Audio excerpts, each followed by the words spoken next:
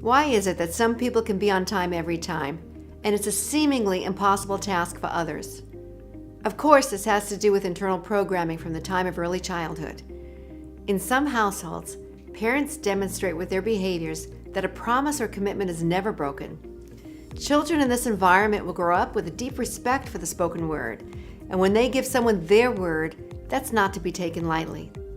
This computer chip or program will be firmly implanted in their subconscious mind. For other people, their programming may have led them to believe that your words are not set in stone. I can say this now and change my mind later may be an interpretation that was developed in their childhood. Perhaps someone important to them may have consistently promised to pick them up at noon and showed up at 2 p.m., thinking it was no big deal. In order for that child to make sense of the world, he or she had to develop the belief that this was not only acceptable, but it's the way it's done. With enough repetition, this becomes an internal program that's hard to break. Sometimes there are other reasons for chronic tardiness. I once had a client who unearthed during a 4-hour power breakthrough session with me that her pattern of being late was a power play. She discovered that this behavior was caused by a root feeling of inadequacy, and she felt more important if she made the other person wait.